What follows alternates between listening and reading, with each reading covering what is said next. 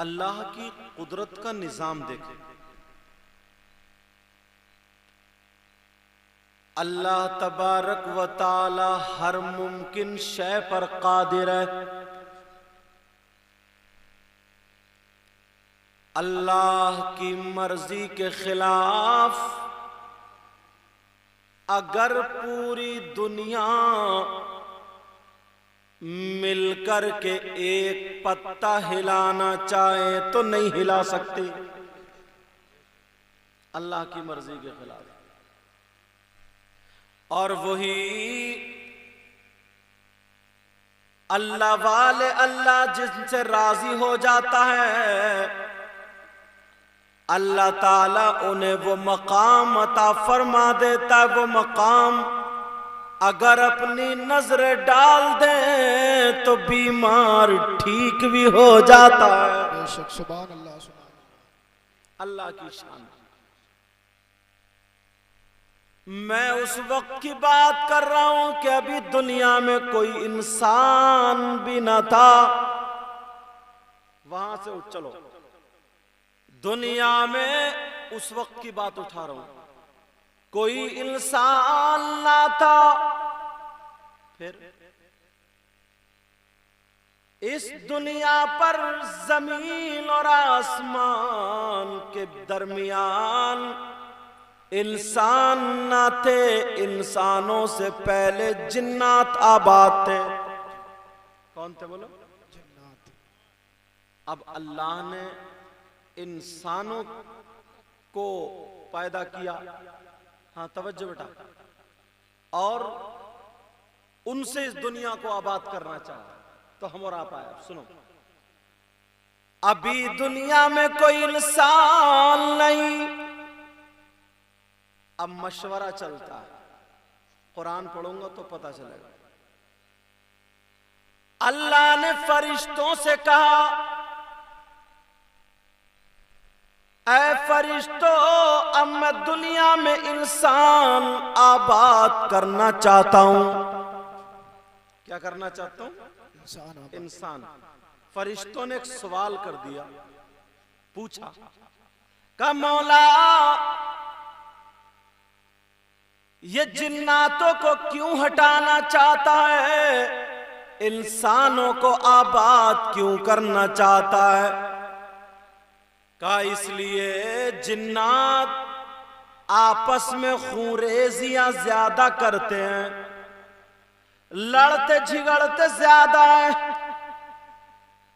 फरिश्तों ने कहा, मौला ये सब नफ्स की वजह से, जमीन के पीछे झगड़ा, मकान दुकान के पीछे झगड़ा, रिश्तेदारी खान पान के ऊपर झगड़ा, कपड़े लत्ते पर झगड़ा, रूपिया दौलत पर झगड़ा। फरिश्तों ने कहा, मौला इंसान जब आएंगे तो उनके पास भी तो नफ्स होगा, उनके पास भी तो नफ्स होगा। का मौला वो भी लड़ेंगे झगड़ेंगे, मौला तू हम में से अपना खलीफा बना करके जमीन में भेज दे। हम तो फरिश्ते हैं, हमें कपड़े लत्तों की जरूरत नहीं, हमें खाने पीने की जरूरत नहीं, हमें छत मकान की जरूरत नहीं, हमें रुपये पैसे की जरूरत नहीं, वो तो नूर के हैं। हमें दवा और दौलत की जरूरत नहीं, हमें गाड़ी घोड़े की जरूरत नहीं, हमें जहेज और रिश्तेदारी की जरूरत नहीं, हमें बिया शादी नहीं, हमें बच्चे नहीं, क्योंकि वो तो नूरी फरिश्ते नूर के हैं।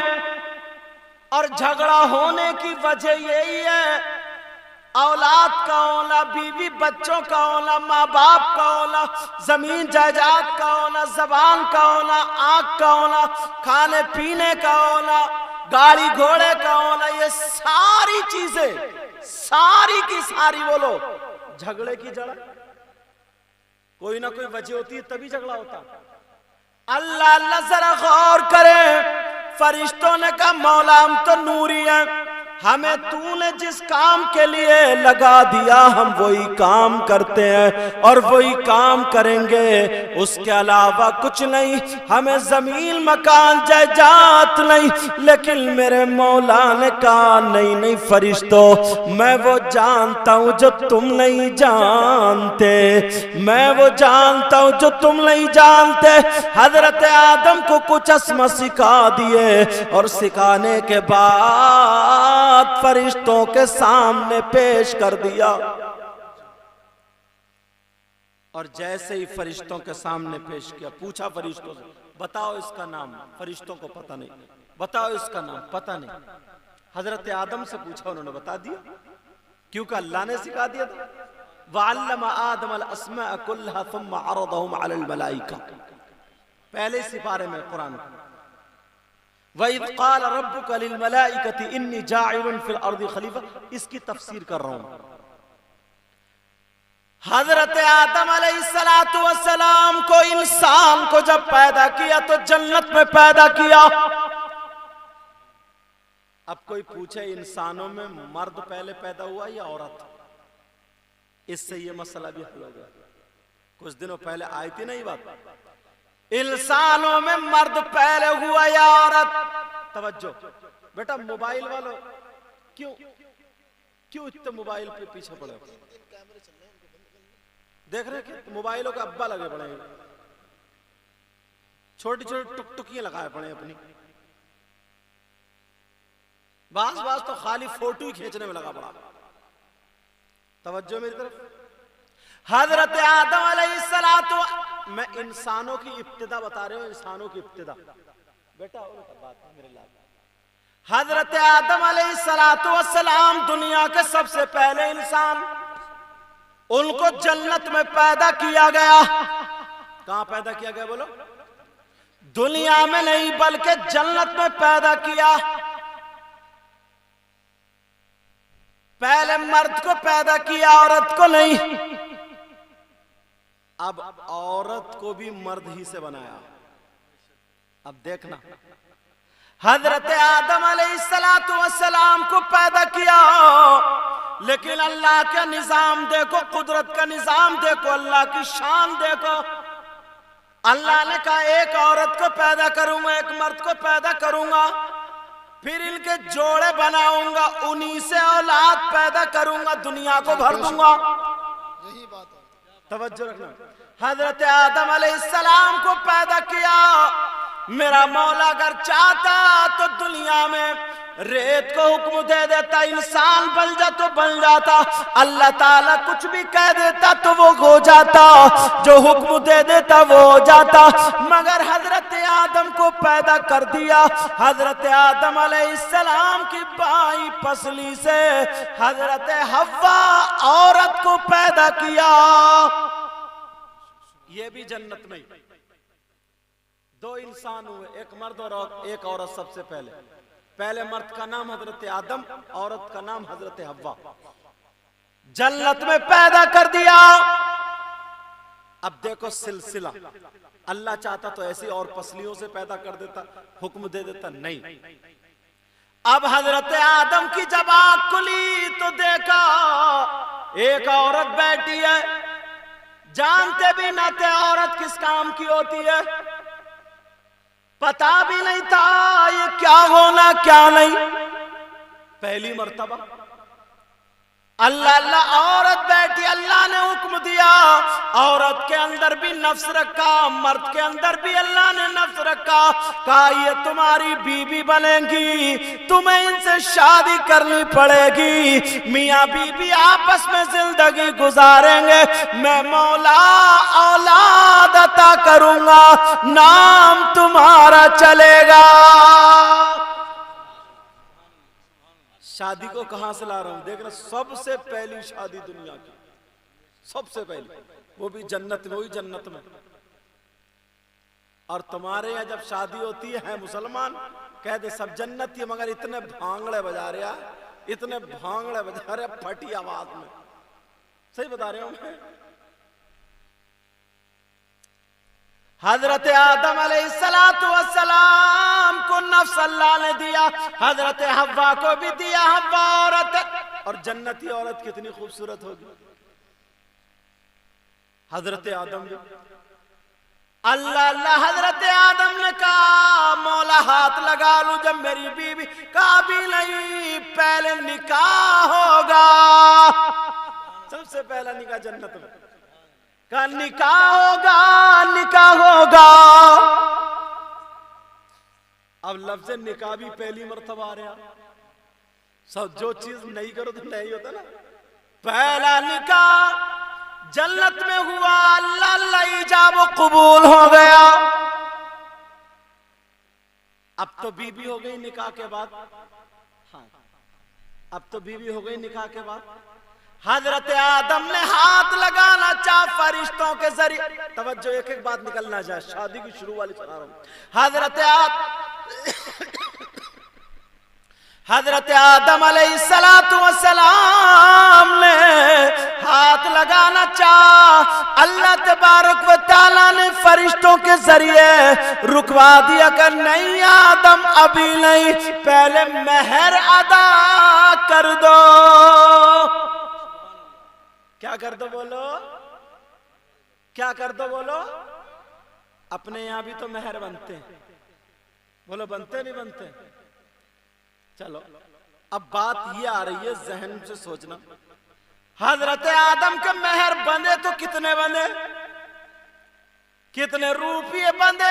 लेकिन मैं ये पूछूंगा जन्नत में रुपया कौन सा चलता था, अमेरिका का या इंडिया का? इंडिया ही नहीं बनी थी, अमेरिका ही नहीं बना था। सबसे पहले इंसान हुई जन्नत में। पाकिस्तान का था, अफगानिस्तान का भी, इसका तो बेचारे का नाम भी न था। तवज्जो है ना। कौन सा रुपया चलता था, कौन सा सिक्का चलता था? हजरत आदम अलैहिस्सलातु वस्सलाम का निकाह हुआ, अल्लाह अल्लाह जन्नत में हुआ, फरिश्तों की मौजूदगी में हुआ, अल्लाह के हुक्म से हुआ, मेहर भी अदा हुए। अब तमाम फरिश्ते मौला में इल्म अता फरमा दे मेहर क्या है, कितने हैं। का जो निकाह हुआ ना, इसका इवज देना पड़ेगा हव्वा को, उसी का नाम मेहर है। क्या देना पड़ेगा, कितना देना पड़ेगा, जरा तवज्जो रखना, गौर करना मेरी इन बातों पर। हजरत आदम अलैहिस्सलातु वस्सलाम अल्लाह की बारगाह में सजदे में मौला इल्म अता फरमा दे मेहर क्या अदा होंगे, कैसे होंगे। का ओ आदम, जिस पैगंबर आखिरी नबी के सदक़े में मैंने तुम्हें बनाया, जन्नत बनाई, आसमान बनाए, कायनात का जर्रा जर्रा बनाया, वो आखिरी मेरा महबूब मोहम्मदुर रसूलुल्लाह सल्लल्लाहु ताला अलैहि वसल्लम, जिसके सदक़े में कायनात का जर्रा जर्रा बनाया, अगर उस महबूब को दुनिया में भेजना ना होता तो मैं जमीन पैदा ना करता, मैं आसमान पैदा ना करता, मैं जन्नत दोज़ख पैदा ना करता। ओ आदम, मैं अपने रब होने को जाहिर ना करता, मैं अपनी रुबूबियत का इजहार ना करता। ऐ आदम, उस आखिरी पैगंबर मेरे प्यारे हबीब मोहम्मदुर रसूलुल्लाह पर 17 मरतबा दुरूद शरीफ पढ़ लो, मेहर अदा हो जाएगा। तो तुम्हारी हमारी तो घुट्टी में ही दुरूद है प्यारे, मगर क्या करें, फिरौन और नमरूद की वो अंगड़ाइयां लेने लगे। भांगड़े बज रहे हैं, ढोल बज रहे, झनकारे हो रही हैं। बाज तो ये सोचता है तो धमाके ना हो ना, तब तक शादी में मजा ही नहीं आता। और औरत खाता चटा के ले ले, ढोल भी है। चढ़ा के ले लेके खा रहे साहब। और औरतें अब देखना आधी से ज्यादा पड़ोस हो रही होंगी, और अगर ढोल अगर बजता होता तो मर्तवी भी उठ के बैठ जाती।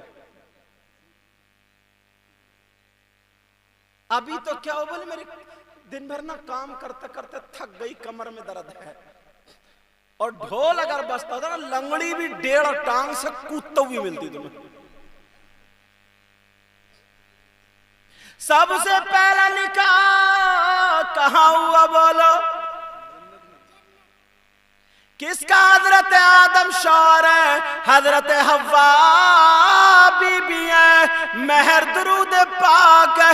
एक रिवायत में 4 मर्तबा का जिक्र भी है, एक मर्तबा में 11 मर्तबा का जिक्र भी है, और एक रिवायत में 17 मर्तबा का जिक्र भी है। मेरे महबूब पर दुरूद पढ़ लो, महर अदा हो जाएंगे। निकाह हो गया, उनके लिए जायज हो गया। तो वहां से सिलसिला ये चला, जिनकी जो शादी आज हम कर रहे हैं, कहां की लड़की कहां का लड़का, लड़का लड़की को नहीं जानता, लड़की लड़के को नहीं जानते, मगर कुछ शादी होने के बाद ऐसी जिंदगी हो जाती है, वो अपने बाप को छोड़ देती है, भाइयों को छोड़ देती है, माँ बाप को छोड़ देती है, सब तन मन धन इसी पर कुर्बान है। बच्चे हो जाते हैं, फिर इसी की जायदाद हो जाती है। हमारी आपकी दादी परदादी माँ बेटी सबका यही होना। इस्लामी निजाम तो देखो। अब जरा गौर करो, थोड़ा आगे और चलता हूं। सबसे पहली शादी वहां पर, लेकिन हमें शादी करे तो कैसी करें?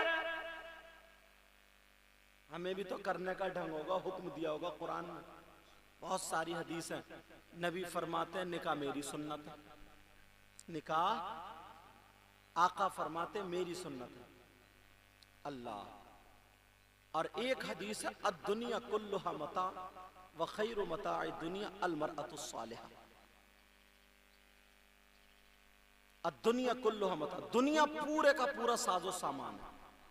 साजो सामान का मतलब जरूरत की चीज, छत डलवाते हो मकान में, ये भी साजो सामान। कपड़े खरीदते हो, ये भी। मोटरसाइकिल, गाड़ी, घोड़े, ट्रैक्टर, हल जोतना, ये सारी चीजें, सब कुछ साजो सामान है। दुनिया पूरे का पूरा साजो सामान। अब दुनिया कुल्लुहा मता। आदमी मकान को जी चाहता है ऐसा बना लो, उसका अच्छा मकान होता है, अच्छा गाड़ी, अच्छा ट्रैक्टर खरीदता, अच्छे कपड़े, अपनी मर्जी का सब कुछ। नबी क्या फरमाते हैं?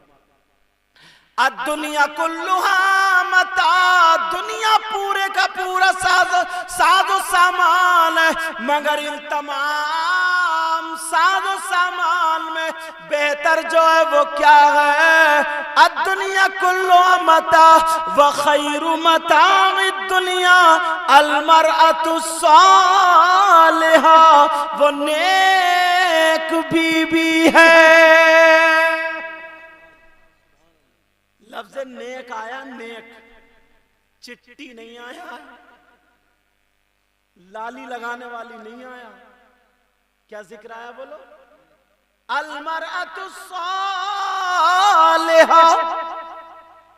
इसीलिए माँ भी देखती हैं, बाप भी देखते हैं, पूरा छानबीन होती है, तब जाकर रिश्ता होता है।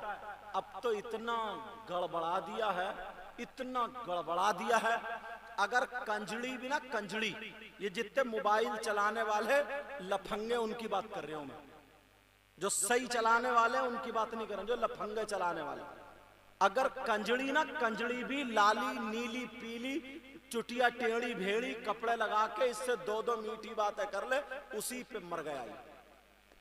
अब बाप जाए भाड़ चूल्हे में, अम्मा जाए भाड़ चूल्हे में, कोई कहीं जा बोले मर जाऊंगा कट जाऊंगा मगर शादी चीजें करूंगा। अब मां की भी नहीं चलती, घर वालों की भी नहीं। अगर वो कंजड़ी भी है, कोई खानदान कुछ नहीं, खाली वही फैशन पे मर गया, मोबाइल में उल्टा सीधा देखा, वो सारी चीजों में खत्म माँ बाप रिश्ता देखते थे, 6-6 महीने टटोले निकालते थे कि घर वाला कैसा है, माँ बाप कैसे, इसकी माँ कैसी है, चालो चलन कैसा, कहीं माँ का असर पड़ता पूरे का पूरा। अब तो डर के मारे चटमंगनी पट ब्याह। लड़का इतना आगे बढ़ गया, इतना बढ़ गया, बाप इस मारे के बात फैल ना जाए, निरा कैंसर बना पड़ा, निरा कैंसर फैल ना जाए, चुपके निकाह कर देता। कहता वो यार मैं बच्चों से मजबूर हो गया। ऐसे हालात। फिर कहते हैं कि साहब ये हुआ तो बिगाड़ तो यहीं से पैदा हुआ, बिगाड़ यहीं से। कैसा रिश्ता ढूंढो सुनो कुरान में। और जो नया बचा था, माँ बाप हैं, बहन भाई हैं, वो भी अब लड़की नहीं देख रहे हैं, उनकी मत पे भी पत्थर पड़ गए, पत्थर। वो लालची हैं, वो जहेज के भिखमंगे, वो जहेज के लालची हैं। अम्मा को कुंडल चाहिए, अब्बा को अंगूठी चाहिए, सारी बुराइयां बंद, सारी कमियां खत्म।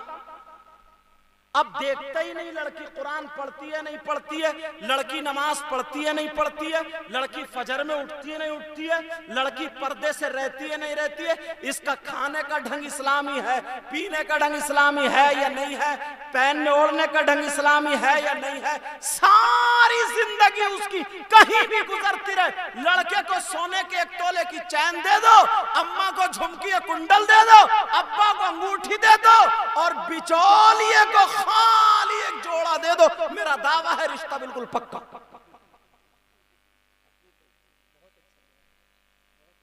नहीं देखते अब लड़की या लड़का,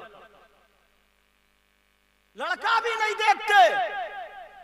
शराबी है, ज्वारी है, कबाबिया है, नशेड़िया है, सटोड़िया है, नचकैया है, खड़मुत्तू है, कौन है नहीं देखते।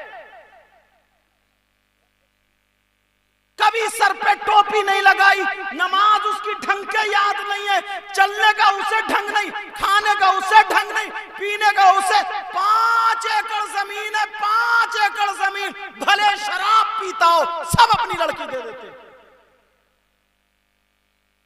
शराबी के हाथ में हाथ दे दिया, शराबी के हाथ में हाथ। 2 महीने के बाद अब वो शराब पी के लड़की पे जुल्म कर रहा, लड़की से बोलता नहीं है, बहुत सारी शिकायत, पिटाई। अब अम्मा भी रो रही, अब्बा क्यों रो रहे, जमीन को चाट जाके। अब भागे फिर रहे, दुआएं करना, तावीज करना, रो रहा है, यूं करना, तू करना, लड़की की जिंदगी बर्बाद। काहे को बर्बाद हो गई। ऐसी रिपोर्टें हमारे पास हैं। लोग सोचते हैं सही साहब है तो दुआ कर देंगे। इतना बड़ा शराबी था और अपने शराबी दोस्तों को ला करके घर में बिठाल के पिलाता था, सब शराब के नशे में उसकी बीवी को छेड़ते थे, कपड़े नोचते थे उसके। इतने ही मैक पे बोल सकता हूं मैं, अंदाजा लगा लियो क्या करते होंगे। 70 बीघे की जमीन थी, बस 70 बीघे। चाट ले, उसकी मां से कहा चाट ले, गले में डाल ले उस जमीन को। बेटी रोजाना कुत्तों की तरह नोची जा रही है। आई निकल के बड़ी मुश्किल से तो रो रही, अम्मा बाप का फोन आया तो गुस्सा तो ये तार दे इसको भगा दूं, मगर फिर भी क्या करूं, उस खानदान से हैं जहां लोगों ने पत्थर मारे हैं, गालियां दी हैं, फिर भी दामन फैला करके हमने दुआएं दी। दुआ कर, इससे पहले देख लो रिश्ता। पहले कुरान में सुनो, रिश्ता ढूंढो जो तलाशने जाए, ढूंढने जाए।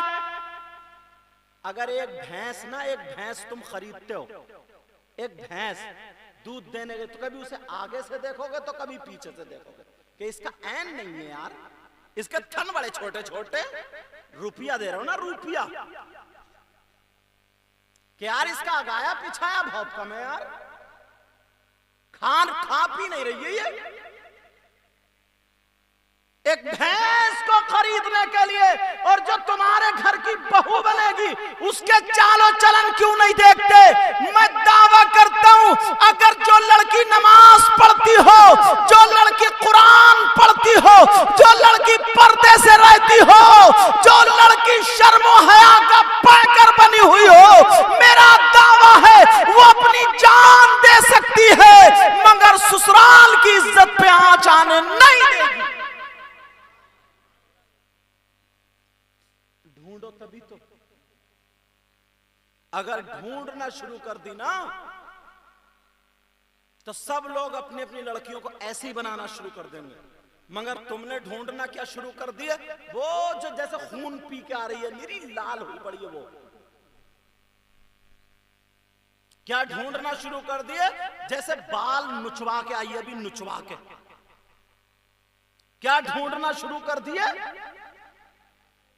पहले नाचने वाली जो औरतें कपड़े पहनती थी अद्धे अद्धे, अब हमारे घरों में ऐसी लड़की तुम ढूंढ रहे हो, तो सबने फिर अपनी लड़कियों को छूट दे दी कि रिश्ता तो करना ही है।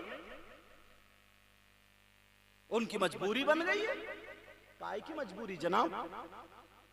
अल्लाह ताला फरमाता बिस्मिल्लाहिर्रहमानिर्रहीम, हुन्ना लिबासुल लकुम व अंतुम लिबासुल लहुम।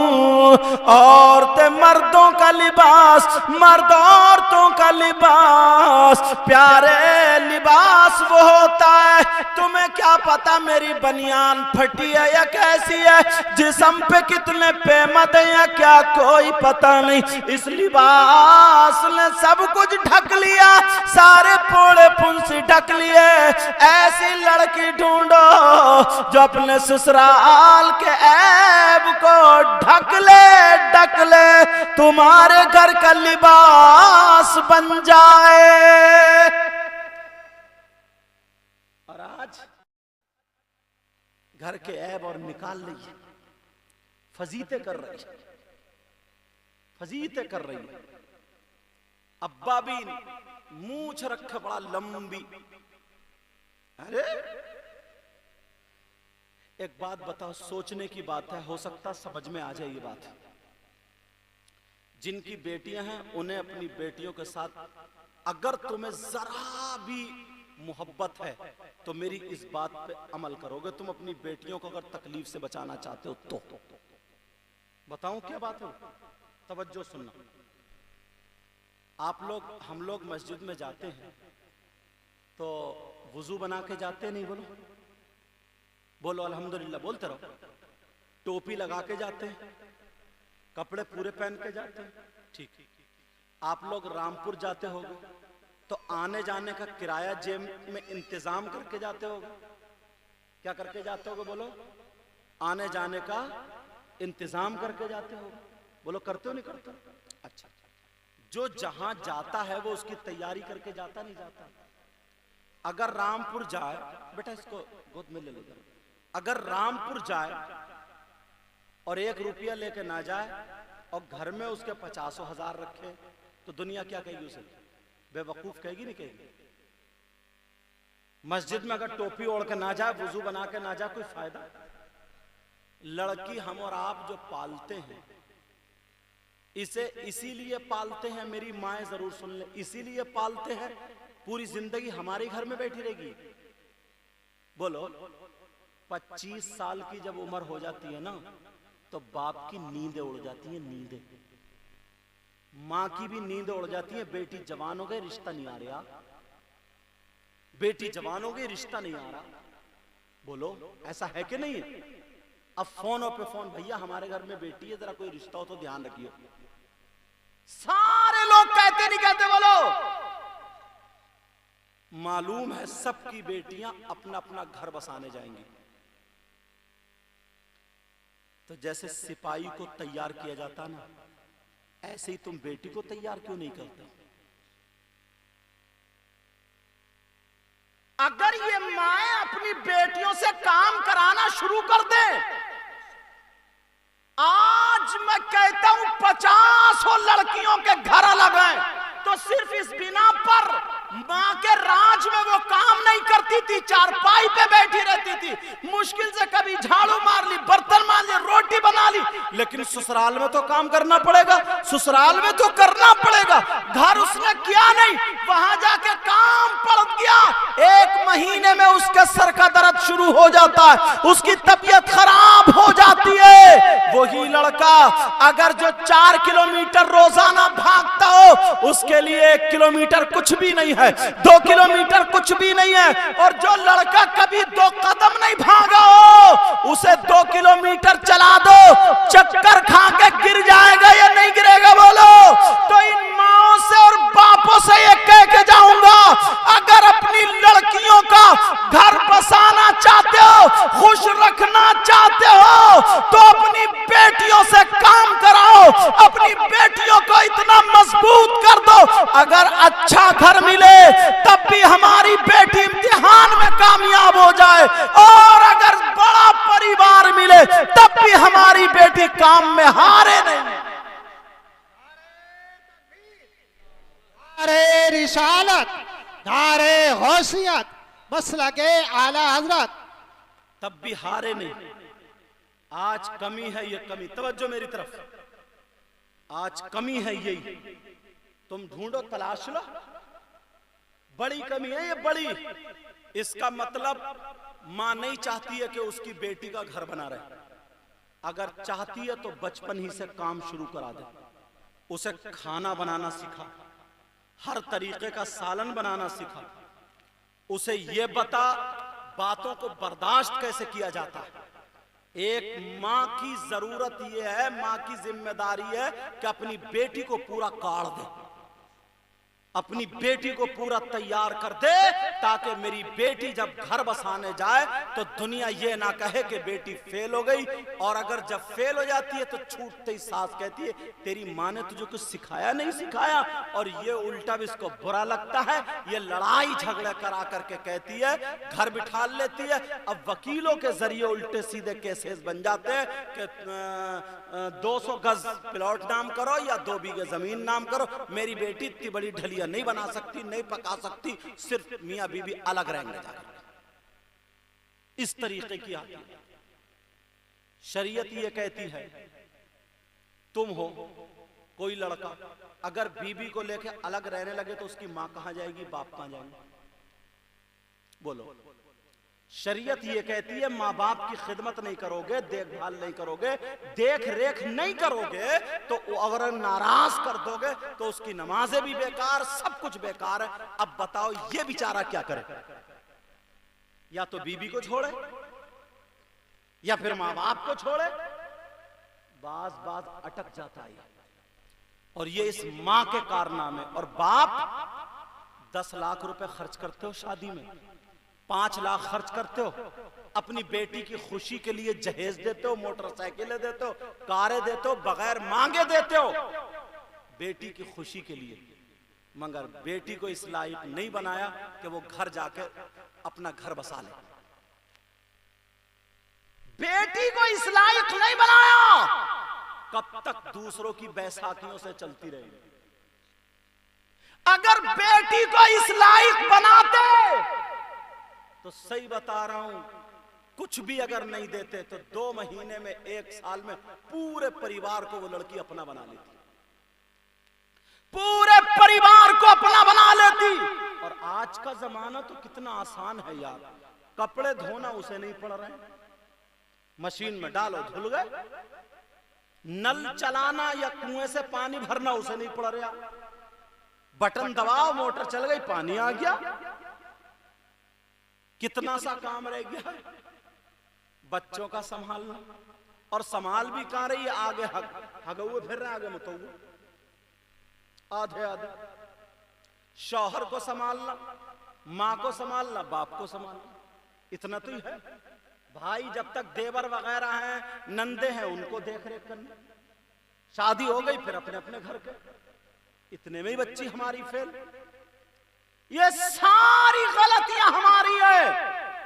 अगर बच्चियों की सही परवरिश करना शुरू कर दी तो सही बता रहा हूं, तुम ये सोचते हो या बहनें ये सोचती हैं अपने राज में हम अपनी बेटी को बड़ा सुकून देंगे, बड़ा जहर दे रहे हो। ये जहर, बेटी को हम बड़ा सुकून दे रहे हैं। कोई उस्ताद अगर पढ़ाता है, उसे पीटता है, डांटता है, सख्ती करता है, वो उसका दुश्मन नहीं है, दुश्मन नहीं है वो। ऐसे ही लड़के जो वर्जिश करते हैं क्या से क्या कर लेते हैं। भाग इन नौजवानों से कहूंगा, ये जिनके गालों में गड्ढे पड़े, जिनकी कमर टेढ़ी है, घुटने टेढ़े, अरे ये मोबाइल पे कम लगे, सुबह ही उठ के 2 किलोमीटर भागे और चटनी और लहसुन से रोटी खाए, मेरा दावा है सारी बीमारियां इनकी खत्म हो जाएगी। मगर मोबाइल उठने नहीं देता, 2-2 बजे तक वही नचनियों को ठुमके देख रहा, और इतना पढ़ा हुआ तो है नहीं जो साहब उसमें उसकी ट्रांसलेशन कर रहा है। ठुमके के अलावा, नचनियों के कपड़ों के अलावा और कुछ नहीं देख रहा ये, क्योंकि इतना पढ़ा हुआ नहीं है कि पूरी दुनिया का जायजा निकाल रहा है। ये साइंस की उससे तैयारी कर रहा, कुरान उससे सीख रहा नहीं। कोई नया सीरियल आया, कोई नया नाटक आया, सब देख 2-2 बजे तक देखेंगे। अब 8 बजे तक पड़ा रहेगा, जिस्म टूटा हुआ रहेगा। अब्बा बेचारा बरबरा के 1 दिन बरबराएगा, 2 दिन, 8 दिन के जब देखेगा तो अम्मा भी बेटे का पार्ट ले लेती है कि तुम तो पीछे ही पड़ गए हो मेरे बेटे के, देख लो कितनी तबीयत, इस अम्मा को भी काटने का। अल्लाह माफ फरमाए। आप कहोगे कैसे जुमले बोल रहे हैं। इस मां से ये मोबाइल क्यों नहीं छीना गया। इस मोबाइल से तुम नमाज भी सीख सकते हो। 50 लड़के अगर मोबाइल देखने वाले, मुश्किल से एक आध ऐसा होगा जो मोबाइल के जरिए सुधरता होगा। 49 के 49 सब बिगड़ने वाले होंगे। इससे पता चल गया कि इसमें गलत चीजें देख रहे हैं। इस मोबाइल में नमाज भी है, नमाज सीखो, हदीस सीखो, कुरान की आयतें सीखो। अगर एक एक आयत याद करना शुरू कर दी, बाज ने तो पूरी जिंदगी, सही बता रहा हूं मैं कारी साहब, मौलाना नफीस साहब किबला, पूरी जिंदगी इन लोगों ने कुल अल्लाह शरीफ से ही नमाज ढकिया दी। 10 सूरतें तक याद नहीं हुई है, 10 सूरतें। इतने बड़े मजमे में अगर सुन लो तो 20 सूरतों से आगे मुश्किल से ही किसी के याद नहीं। कुरान की एक एक आयत याद करना शुरू कर दो, कुरान पढ़ना शुरू कर दो, अच्छी चीजें उसमें लेना शुरू कर दो। मोबाइल अगर खरीद ही लिया तो उसको अच्छा इस्तेमाल करो। ईशा की नमाज पढ़ने जाओ, आलिमों से दोस्ती रखो, नमाजियों से दोस्ती। अरे जिसके पास अगर छतरी होती है ना, छतरी, बारिश होती है तो छतरी वाले के बराबर में आ जाता, वो भी बच जाता है। अगर नमाजियों के साथ में रहोगे, हाजियों के साथ में रहोगे, आलिमों के साथ में रहोगे, अल्लाह की लानत बरसेगी तो इनके ऊपर रहमत की छतरी लग जाती है, रहमत की छतरी नमाजियों के ऊपर। जब तुम इनकी बराबर में रहोगे तो उस लानत और अजाब से बच जाओगे। लेकिन कहां, अभी कोई आ जाए, कोई लफंगी गिरी करने लगा, 10 इकट्ठे ठिट्टे मारने लगे खाली मूली। कोई बुजुर्ग आ जाए, अच्छी बातें बताने लगे, एक इधर को कान खुजाते हुआ चला जाएगा, एक इधर को निकाला मोबाइल, हलो हलो करता निकल जाएगा। कब तक हलो हलो, एक दिन तुम्हारी भी कब्र में हलो हलो निकल जाएगी। ये माँ बाप की जिम्मेदारी। ये जो 2-2 बजे तक पड़े रहते हैं, फिर 8 बजे तक उठते हैं, इन्हें पता है फजर की नमाज कहां, फजर की कहां, असर की कहां, जोहर की कहां, असर की कहां, मगरिब की कहां। सही बता रहा हूं, कभी कभी इतना, अल्लाह की कसम, इतना दिल दुखता है।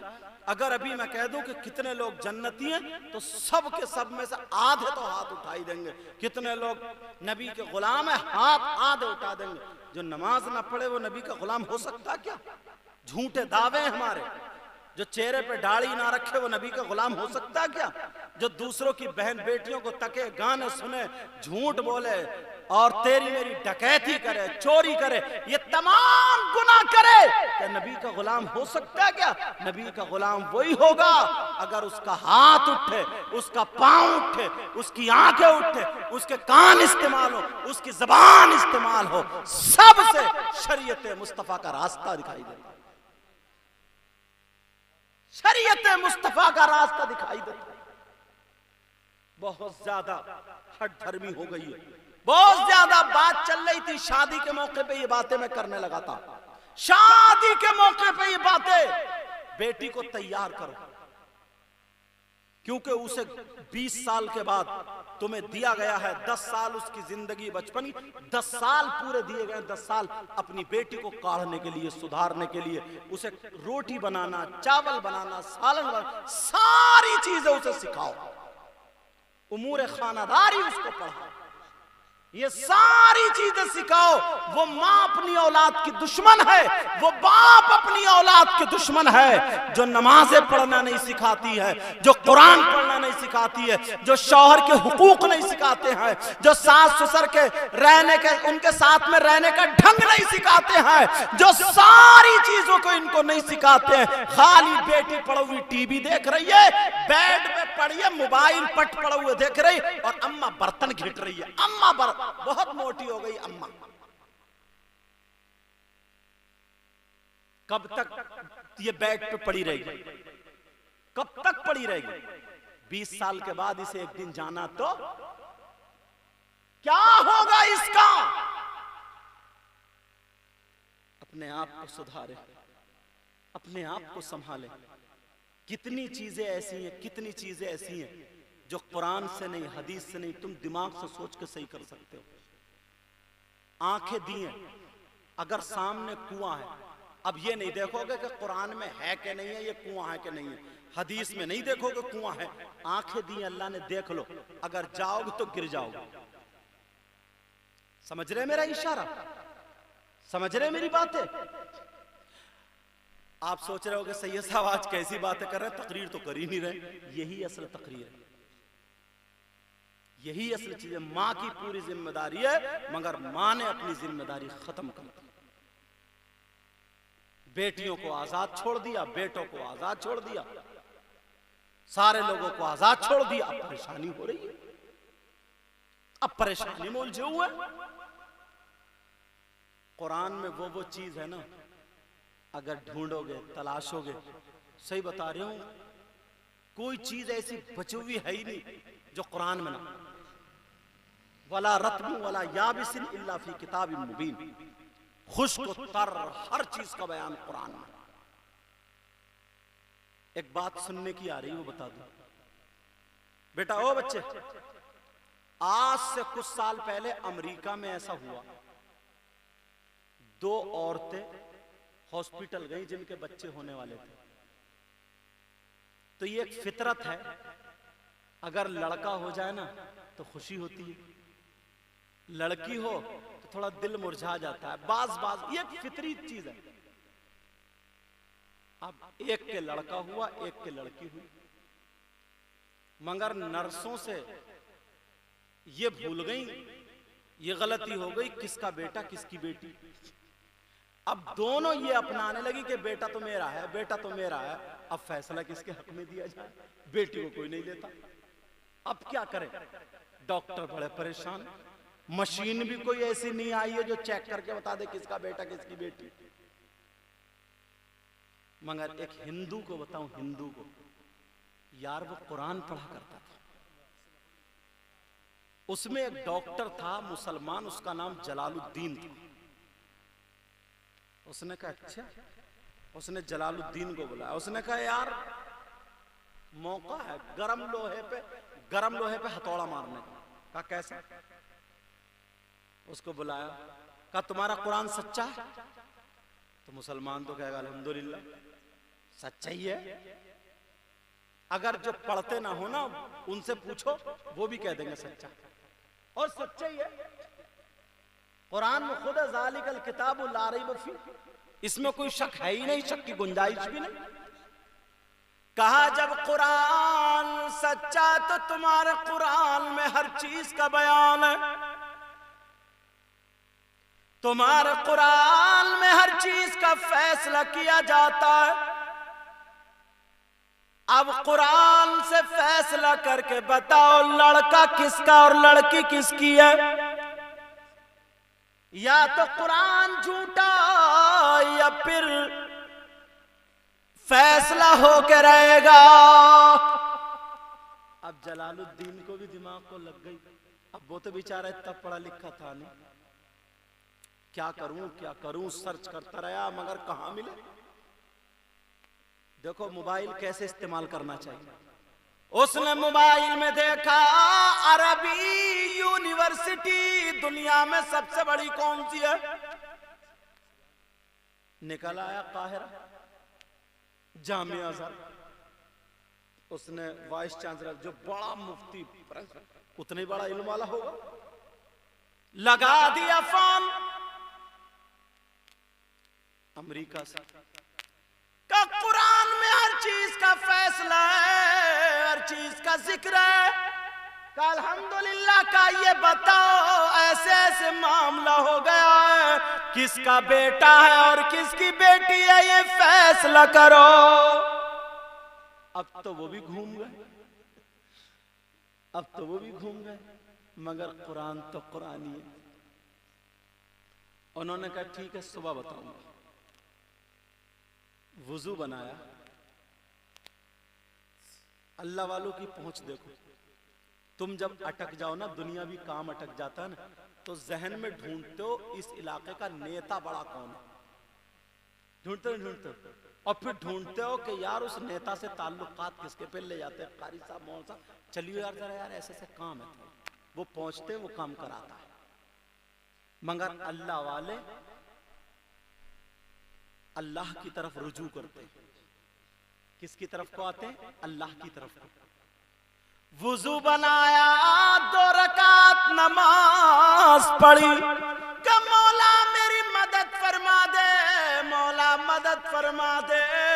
रात भर दुआ करते रहे, पढ़ते रहे। कुरान की आयत सामने आ गई। अब मैं आयत पढ़ूंगा, मजा आ जाएगा।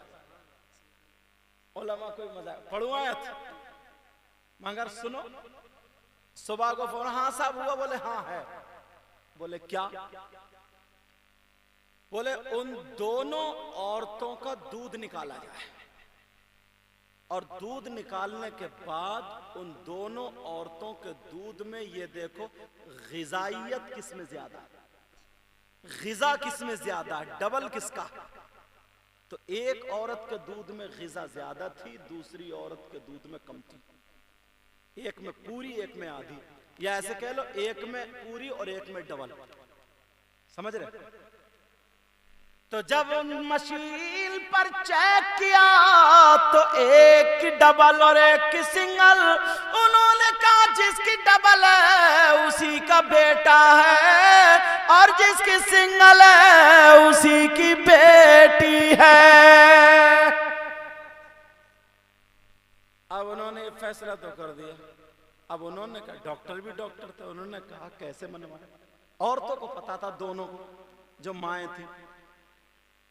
उन्होंने कहा सुनो, अब नो केस, मतलब कोई केस नहीं और इनाम 5 लाख रुपए, मगर सच सच बता दो।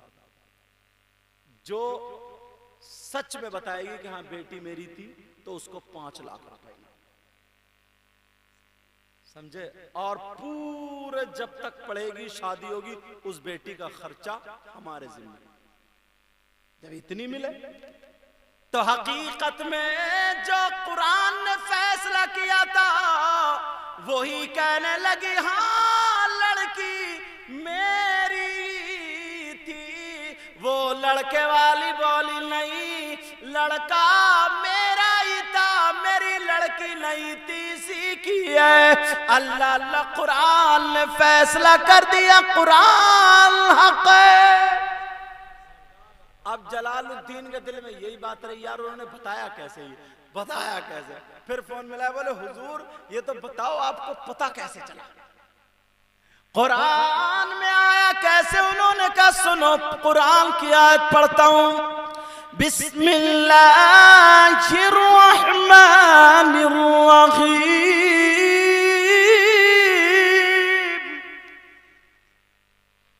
यूसिकुमुल्लाहु फी औलादिकुम लिज़्ज़करि मिस्लु हद्दिल उन्सयैन। कुरान क्या बोले? अल्लाह का फैसला है, अल्लाह का निजाम हुक्म है। जब विरासत बटेगी, तरका बटेगा, तो लड़के का डबल है, लड़की का सिंगल है। का जो मेरा मौला लड़की का आधा हिस्सा रखे, लड़के का पूरा रखे, तो उसने ग़िज़ा भी उसी फैसले पर रखी होगी। कुरान में क्या नहीं है? सब कुछ है, सब कुछ है यार। मैंने शायद कई तकरीरों में ये एक आयत और पढ़ी है जो बताऊं तुम्हें, बड़ी प्यारी है। कुरान के बारे में जब आ गया हूं तो सुनो। हजरत अली ने यही बात कह दी थी ना कि मुझसे कुछ भी पूछ लो, कुरान से जवाब दूंगा। तो यहूदी को लग गई, उसने खूब पढ़ा, खूब पढ़ा, खूब पढ़ा, खूब पढ़ा। पढ़ते पढ़ते पढ़ते पढ़ते उसने सोचा ऐसी बात पूछूंगा जो कुरान में ही ना हो। बेटा फिर यार बात का ऐसी बात पूछूंगा जो कुरान में ही ना हो। उस यहूदी की दाढ़ी जो थी ना वो कुचिया थी, और हजरत अली की भरी हुई। बोले आप कुरान से बताएंगे हर चीज का जवाब? कुरान में हर चीज का बयान है? बोले हाँ। बोले ये बताइए, मेरी कुचिया दाढ़ी और तुम्हारी भरी हुई दाढ़ी, इसका जिक्र कुरान में कहाँ है? क्या पूछने आया? आज का मुफ्ती होता तो क्या कहता? उठा के पटकी मार देता, और अगर कमजोर हो तो दरवाजा बंद करके सो जाता, कहता चल निकल। ये तो करता। मगर हजरत अली ने उसके मुंह को देखा, बोले क्या कह रहा है? हजरत अली बोले कुछ और पूछ ले, कुछ और पूछना, तो अपनी कुचिया दाढ़ी के लिए घूम रहा। उसने सोचा ओ हो हजरत अली अटक गए। उसने 8-10 को इकट्ठा कर लिया, वो लोग जवाब नहीं दिया जा रहा, जरा देखो। फिर हजरत अली का, अली बताओ मेरी दाढ़ी तुम्हारी दाढ़ी, इसका जिक्र कहां? फिर हजरत अली बोले कुछ और पूछ ले, काम की बात पूछ, हमें तुझे यही चीज मिली।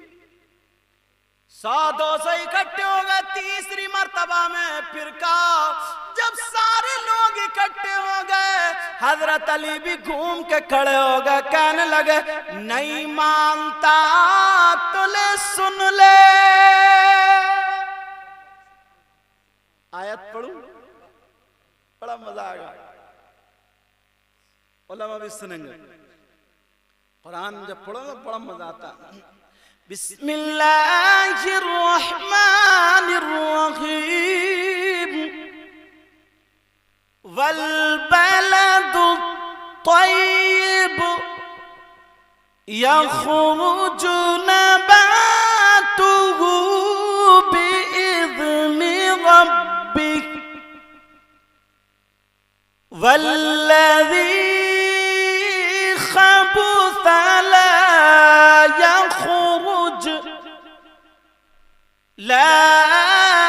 यख़रुजु इल्ला नकिदा।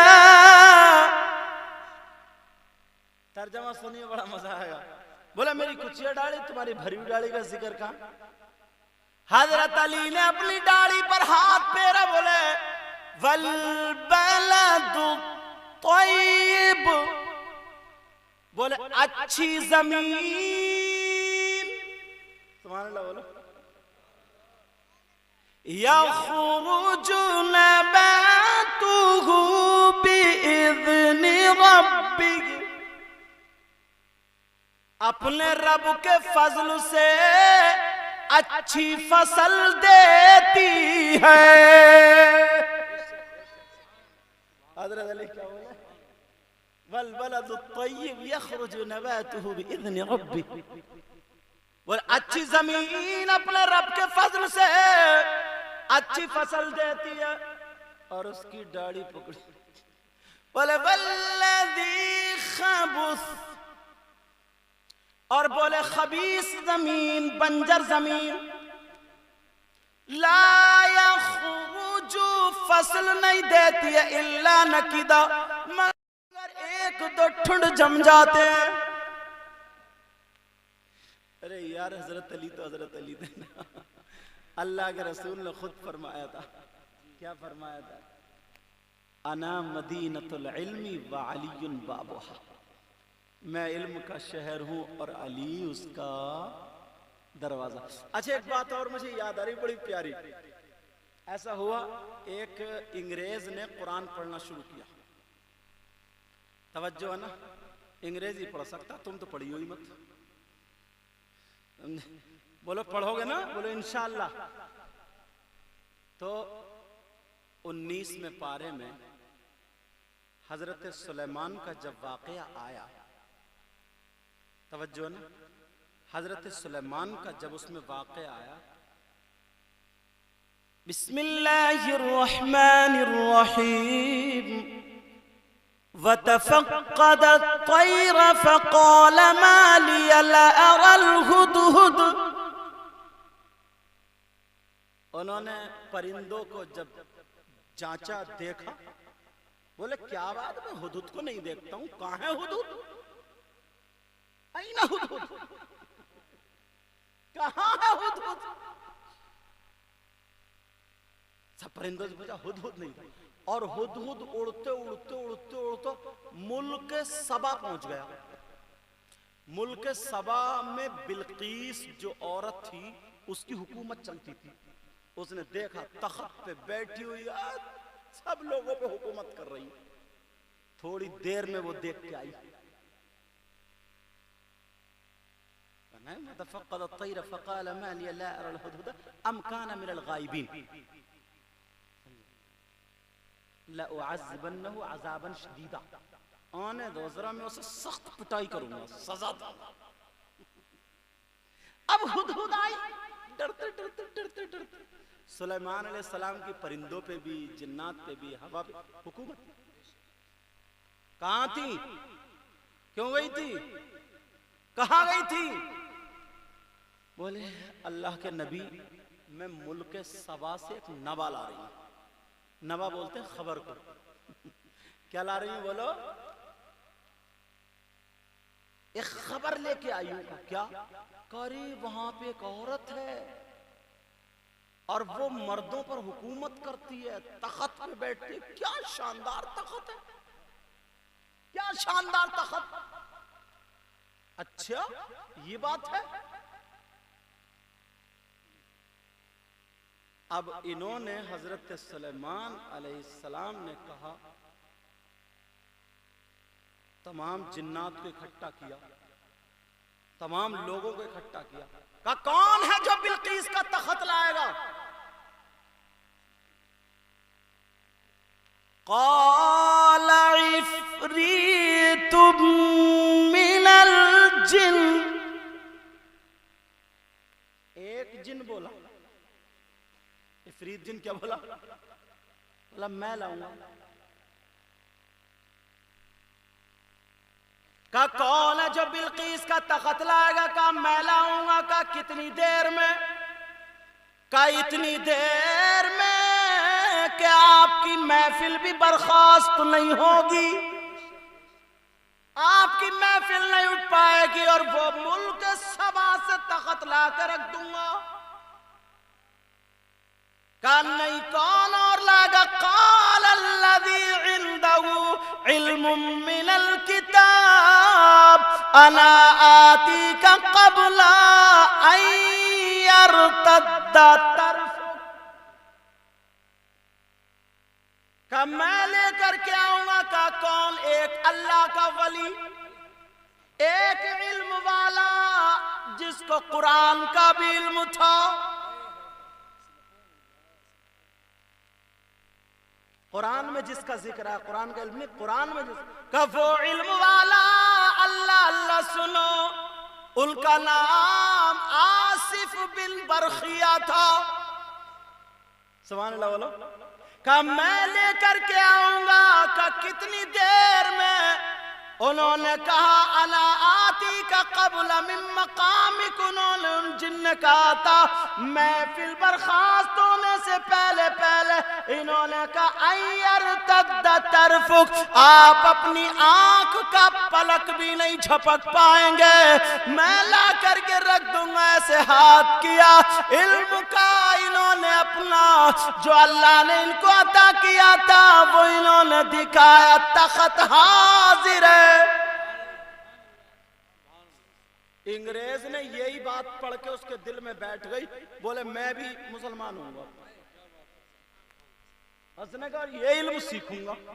मगर बेचारा फंस गया उनके चक्कर में जिनके पैजामे कुछ ज्यादा ही ऊंचे होते हैं, तादाद से ज्यादा, समझ गए ना? उनके चक्कर में फंस गया बेचारा। जो वलियों से नफरत करते थे, वलियों को बुरा कहते थे, अजी बस मत पूछो, अल्लाह सबको हिदायत नसीब फरमाए। अब उनने सोचा ना यार ये लोग जमात लेके घूम रहे हैं, इन्हीं के पीछे चल। बेचारे से पूरा साल कढ़ाइयां धुलवाते रहे। बोले अब पढ़वा दो, बोले मिल जाएगा, अल्लाह चाहेगा तो मिल जाएगा। और मिला इनके बाप को भी नहीं था। बोले अल्लाह चाहे, पूरा साल बेचारा स्टोव में हवा ही डालता रहा, खाने बनाता रहा, हवा डालता रहा, खाने बनाता रहा। अल्लाह अल्लाह, एक साल के बाद उसका पाकिस्तान पाक पटन बाबा फरीदुद्दीन गंज शकर साबिर पाक के मामू उनके मजार से गुजर हो गया। तो उसने कहा ये कौन है? लोग टोपी लगा हुए, कोई झाड़ू मार रहा है, कोई फूल चढ़ा रहा है। बोले ये क्या कर रहे हैं, आ रहे हैं जा रहे हैं। तो जिनके पैजामे छोटे थे, अकल भी छोटी थी उनकी, दोनों ही चीजें छोटी थी। तो वो बोले अरे यहाँ मत जाइए, शिरक हो जाएगा, शिरक। उसे जबरदस्ती, अरे बोले देख के तो, अरे बोले मत जाइए मत जाइए। वो उसने माना नहीं, उसके किस्मत पलटनी थी। वो माना नहीं, वो भी चला गया। जैसे ही अभी बीच रास्ते में था एक फकीर, काले कपड़े पहने हुए था, बेचारा टूटा फटा था फकीर, झाड़ू मारता था, झाड़ू साफ करता था। तो वो बीच में खड़ा हो गया। बोले कहां जा रहे हो? फकीर क्या बोला? लग रहा बाबा के मेहमान हो। बोला हाँ साहब मेहमान हूं। बोले नए हो? बोले जी नया हूं। उस फकीर ने दिल के हालात जान लिए थे कि बेचारा एक साल से कढ़ाइयां मांज रहा, एक साल से सब कुछ कर रहा, मगर नहीं मिला। कहा जब बाबा के मेहमानों में खादिम हो, बोलो क्या खिदमत कर सकता हूँ, क्या चाहिए? चाय चाहिए, ठंडा चाहिए। वो चाय के शौकीन तो होते ही थे। जब इतना का चाय चाहिए, सल्ला वाले ने फकीर ने हाथ बढ़ाया तो चाय का कप इसके हाथ में आ गया। और चाय का कप भी इंडिया का नहीं था, इंग्लैंड जहां का वो अंग्रेज था, उसी के बावर्ची खाने का उसी का कप उसके हाथ में रखा है। आंखें फटी की फटी रह गई। का ये तो बता, मैं एक साल से घूम रहा हूं, मुझे नहीं मिला, तू यहाँ झाड़ू मार रहा, तुझे सब कुछ मिल गया, मुझे पता ये इल्म कहां से मिला? का दरबार की झाड़ू मारने से मिला।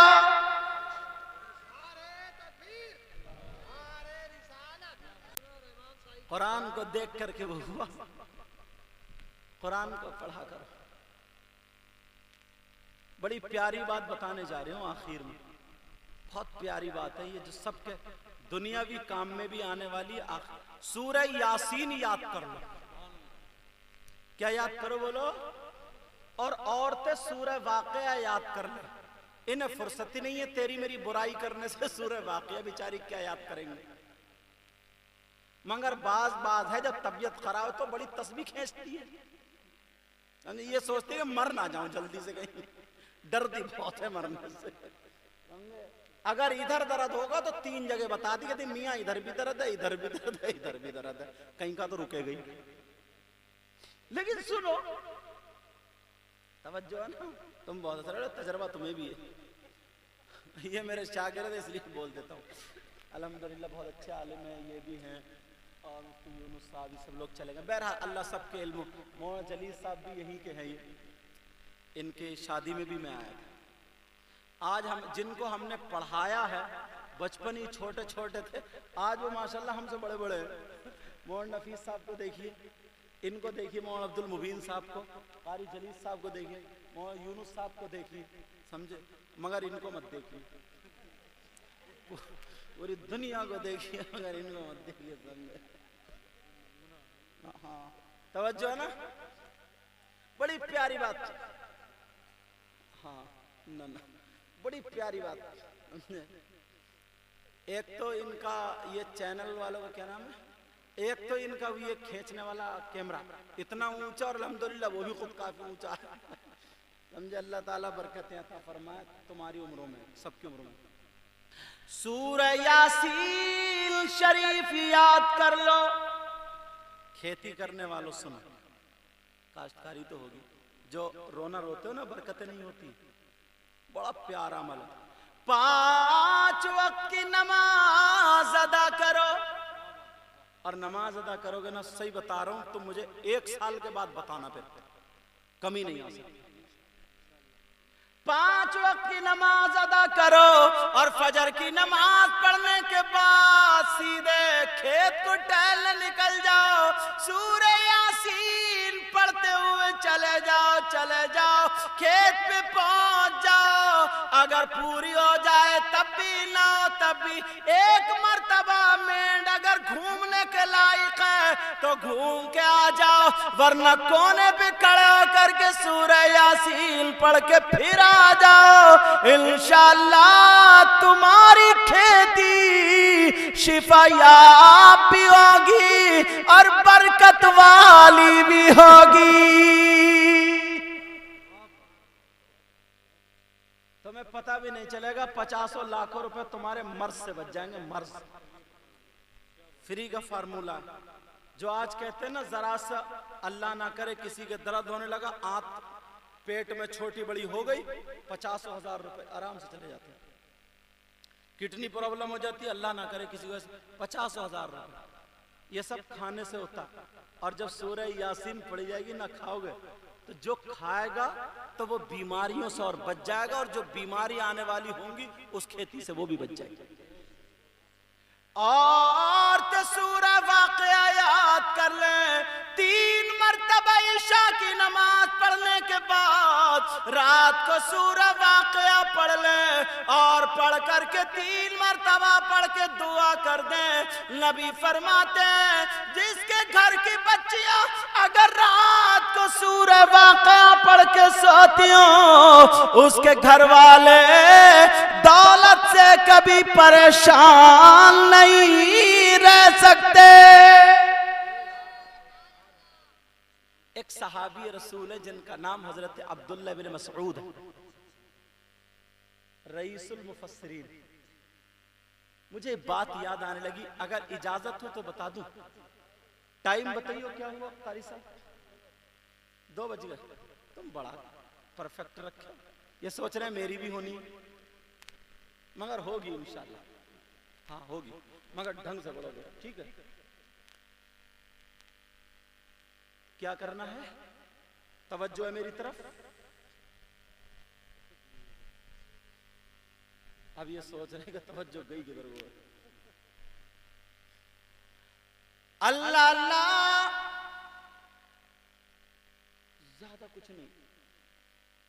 पता नहीं अल्लाह ताला कहाँ कौन सी बीमारी दे देता है, कहाँ क्या कर देता है, और पता भी नहीं चलता। 50,000 रुपए, 20,000 रुपए, 10,000 रुपए निबटते चले जाते, होते चले जाते। हजरत अब्दुल्लाह इब्न मसऊद की बात मैं सुना रहा था। वो सहाबी रसूल है। हजरत उस्मान गनी रदी अल्लाह ताला अन्हु की खिलाफत का दौर था।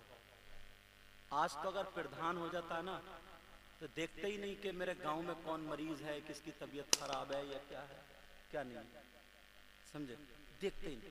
लेकिन हजरत उस्मान गनी अमीरुल मोमिनीन उस वक्त खलीफा था। हजरत अब्दुल्ला इब्न मसूद की तबीयत नासाज हो गई और इतनी तबीयत नासाज हुई कि उठ के नहीं बैठा जा रहा था। हजरत उस्मान गनी अयादत के लिए गए। कहाँ गए बोलो? तुम जाते हो किसी पड़ोसी की अयादत के लिए कि नमाज पढ़ के ना पता निकाला करो किसकी तबीयत खराब है, किसका क्या है। तुम नमाज पढ़ते हो ना, जाके बिस्मिल्लाह शरीफ पढ़ के फूंक दोगे, उसके लिए दुआएं कर दो, पता नहीं अल्लाह ताला तुम्हारी जबान से कबूल कर ले, उसका बेड़ा पार हो जाता है। दिल जीता करो। जब तुम उसे नमाजी लोग जब उसे अयादत करने जाएंगे ना, 2-3 मरतबा जब जाएंगे तो वो ठीक होकर के नमाजियों से कहेगा बहुत बहुत आपने दुआएं की थी, तो उसे उस वक्त नसीहत करो। अरे हम कौन होते हैं, समझे, अल्लाह तबारक व तआला ने शिफा अता फरमाई है। तुम ऐसा करो, नमाज पढ़ा करो। तुम उसे 1 दिन ले जाओ नमाज पढ़ने, 2 दिन ले जाओ, फिर उसकी आदत बन जाएगी, समझे। मगर तुम ऐसे जाके ठोंगे मारते हो जो नमाज पढ़ते तबीयत खराब है, अब तो तेरा आखिरी वक्त है, अब तो पढ़ी ली होती है का टाइम की नमाज, या ऐसे ही जाएगा। ये है ढंग नमाजी होगा आज के। बोले अब तो अल्लाह से तौबा कर ले गुनाहों से, ऐसे ही मरेगा। पढ़ता होगा तो तब भी नहीं आता उस तरफ। ये तरीका नहीं है। ज्यादातर लोग ऐसे ही करते हैं जैसे बता रहे हो। नहीं, जाओ उसके लिए दुआ करो, अल्लाह आपको शिफा अता फरमाए और अल्लाह आपको सेहत अता फरमाए। जितनी दुआएं दी जाए दे दो, खूब जाओ, रोजाना जाओ। फिर जब वो ठीक हो जाएगा ना तो वो तुमसे मिलेगा। जब मिले तो उसे आराम से समझा लो, प्यार से, भाई अल्लाह ने ना तुम्हें शिफा दी है ना, वही तो शिफा देने वाला, तो उसे नाराज क्यों कर रहे हो? चलो नमाज पढ़ने चल रहे, साथ में ले जाओ, मोहब्बत से बराबर में बिठा लो। यार ये मत सोचियो कि ये पहली मर्तबा आया, मैं तो आगे वाली सफ में पढ़, चलो हट उधर जा खड़ा, चलो चल उधर चल। बात चिड़चिड़े बुढ़े होते हैं ऐसे, अजय बोलो है कि नहीं? लेकिन ऐसा नहीं होना चाहिए। अगर नौजवान लड़के ना जलसा कराने लगे तो इस बुढ़े ने सोचा कि यार मैं तो नमाज जलसे ही कराता रहेगा, नमाज भी पढ़ लिएगा टाइम की। इन बुढ़न से ये पूछो, तुम जवानी में थे तो तुमने कितने तमाशे देखे जब मेरी उम्र में थे? तो बहरहाल समझाने का तरीका, हजरत अब्दुल्ला इब्न मसूद की तबीयत नासाज, हजरत उस्मान गनी अयादत के लिए गए। और जब अयादत के लिए गए ना तो अशरफियों की 2 थैलियां भर ली। नोट चलते थे वही, अशरफियों की 2 थैली। पहले बटुए रखती थी वो बुढ़िया, नेफों में बांध के बटुए होते थे नहीं, आस्तीनों में पैसे बटुए, ऐसी 2 थैली रख ली और गए, सर पे हाथ रखा, दुआ करी, कुरान की आयतें पढ़ी और कहा इंशाल्लाह तुम तबीयत ठीक हो जाएगी तुम्हारी, इंशाल्लाह मुझे उम्मीद है, अल्लाह ताला रहमान है, रहीम है। तमाम उसकी सिफतें बयान की और करने के बाद थोड़ी देर बैठे और वो 2 अशरफियों की थैलियां दी और चल पड़े। हजरत अब्दुल्ला इब्न मसूद ने जब देखा अशरफियों 2 थैलियां, आवाज दी, कहा भाई उस्मान ये रही जा रही है तुम्हारी। कहा नहीं, ये मैं आप ही के लिए लाया था। कहा मुझे इसकी जरूरत नहीं है, आप ले जाओ। कहा नहीं भाई, काम आएंगी जिंदगी में। कब जिसकी जिंदगी ना बची हो उसके क्या काम आएंगी, और जो जिंदगी देने वाला है तो उसने रिस्क का भी वायदा किया है। यार ईमान कितना मजबूत था। कल ले जाओ। हजरत उस्मान गनी कहने लगे नहीं भाई, तुम्हारी बेटियां हैं, बेटियों के काम में आएंगे, सुनो मेरी बच्चियों सुनो, भाइयों सुनो। हजरत अब्दुल्ला इब्न मसूद बोले भाई उस्मान गनी मुझसे एक हदीस सुनते चलो। एक मर्तबा नबी ने फरमाया था, अगर जिसकी बेटियां रोजाना रात को 3 मर्तबा सूरह वाक़िया पढ़ती हो, उनके घर में कभी परेशानी दौलत की नहीं आ सकती। और अल्हम्दुलिल्लाह मैंने अपनी बेटियों को शरीयत मुस्तफा घुट्टी में पिलाई है। मेरी बेटियां उस वक्त तक सोती नहीं है जब तक सूरह वाक़िया पढ़ ना ले।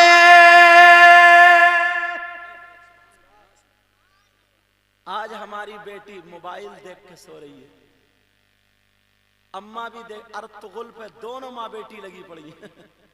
समझे, सुबह को अगर माँ पहले सो गई तो सुबह को पूछ रही है बेटी तूने कितने एपिसोड देख लिए, और अगर बेटी पहले उठ गई तो अल्लाह और रसूल का नाम नहीं ले रही है, अल्लाह से तो अम्मी तुमने कितना देख लिया, मैं तो वहीं से देखूंगी जहां से रह गया। पहले की माँ बहनें कहती थी बेटी तूने कितने सिपारे पढ़ लिए, वो कहती अम्मा आपने कितने सिपारे पढ़ ली, बेटी तूने कितनी सूरतें पढ़ ली, अब चाय बना लो। वो कहती थी ना आज मुझे 3 सूरतें और पढ़नी, अम्मी आप चाय बना लो। चाय का परता बन दिया, कुरान पढ़ा जा रहा है।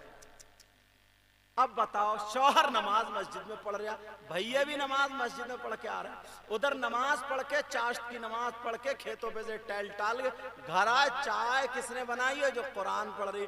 चाय पी रहे हैं या दवा पी रहे हैं, अब बताओ। दवा है वो दवा, अब पिएगा तो फौलाद बन जाएगा। और इधर ये रात भर मोबाइल पे पट्ट पड़ी रही अम्मा बेटी है दोनों, और ये भी बेटे भी पड़े रहे। सुबह को 8 बजे मचल दो, बड़ी भूख लग रही है, चाय बना लो, चाहे हाथ सने लुट ले, न बिस्मिल्लाह बड़ी, न कुल्ली करी, न नमाज न बड़ी, सनीचर कहीं के उसी से घोलुआ बना के पी रहे, आधी बीमारी गड़प पेट में जा रही। अब पेट में दर्द हो रहा, दोपहर को बेटी करी अम्मी मेरा बड़ा दर्द है, बेटा करे मेरी कमर में दर्द। होगा नहीं जब तुम्हारे कारनामे ऐसे। अपने आप को संभाले, अपने आप को। आज के बाद इन बातों का अमल करोगे, बोलो कुरान पढ़ोगे, अपनी बच्चियों को भी कुरान पढ़वाओ। माँ बाप अगर चाहे ना धीरे धीरे धीरे धीरे कंट्रोल कर सकता है, खासकर बाप तो काम काज में रहता थका मांदा। ये मेरी बहनें अगर कर लेना कंट्रोल, तो ये अपनी छोटी छोटी या बड़ी बड़ी बच्चियों पे भी कंट्रोल कर सकती। और अगर ढील दे दी ना तो ढील देते देते देते देते इतनी ओरियानियत, इतना फैशन का जमाना, इतनी बुराइयां हर तरफ, गानों की आवाजें, फिल्मों की आवाजें, काई की आवाजें, बिगड़ने के चांस है ही है। उनके कानों में मोबाइलों के गानों की आवाजें निकाल के कुरान की तिलावत की आवाजें पहुंचाओ। इस वजह से आज शादी हुई है, कल को दिल धड़कने लगता है, दिल कमजोर हो गए हैं, शैतान खून के साथ रगों में दौड़ रहा। पहले यार दिल नहीं धड़कता था, पहले दिल नहीं घबरा, लोग जिन्नों से लड़ जाते थे यार, लोग शैतानों से लड़ जाते थे। आज तो अगर हल्की सी किसी को नजर हो गई तो लोटा पोटा फिर गया, लोटा पोटा फिर गया। बोलो है कि नहीं ऐसा? पहले तुमने सुना वो लोग किस किस से डरते ही नहीं, अकेले घर में रहता था। और आज तो पूरी आबादी में किसी ने ये कह दिया कि तुम्हारे घर में कोई असर है तो पूरा घर कर बीमार। अरे असर है तो क्या करेगा? कुरान की तिलावतें करो, नमाजें पढ़ो, कुरान पढ़ो, इंशाअल्लाह तुम्हारे घर की भी आफतें निकलेंगी, तुम्हारा दिल भी मजबूत होगा, रहम होगा, जबान भी अच्छी होगी, तुम भी अच्छे हो गए। शादी के मौके पर मैंने ये बातें कही हैं, अगर किसी भाई को बुरी लगी हो तो माफ़ करना, लेकिन मेरा मकसद किसी को जलील करना नहीं था। इस्लामी एतबार से तुम मेरे भाई हो, इस्लामी रिश्ते से मेरे भाई हो। अल्लाह ताला तुम्हें भी, मुझे भी, हमें बहनों को सबको अमल की तौफीक अता फरमा। मौला अगर कोई बीमारी हो तो शिफा अता फरमा, इस पूरी बस्ती पर तू अपना करम फरमा, रहम फरमा, फजल फरमा, मुसलमानों के घरों में बरकतें और खुशहालियाँ अता फरमा। 2 बज चुके हैं, आप लोग अब तक जमा हो, कल को बारात भी जानी है। शादी में वैसे ही आदमी दिन भर थक जाता है, बहुत सारे काम काज रहते हैं। मैं दिल से दुआएं करता हूँ मौला इस शादी को इज्जत के साथ पाए तकमील तक पहुँचा दे। और अच्छा किया है तुम मीलाद शरीफ पढ़वाया करो, ढोल धमाके ये सारी चीज़ें अब दूर कर दो, ख़त्म कर दो। समझ में आ रही है? कोई ना मिले जो गांव के इमाम साहब हैं उन्हें बुला के मिलाद शरीफ पढ़वा लो, अल्लाह और रसूल का जिक्र ज़रूर करवाओ। समझ में आ रही है? ये तमाम चीज़ें करा करो। ये काफ़ी देर से हैं, इनके 2-3 अशार बेटा ठीक से पढ़िए। अच्छा 2-3 अशार ये पढ़ेंगे। अच्छा तो 10-15 मिनट तो ये निकाल लेंगे। हाँ चलो तुम आराम से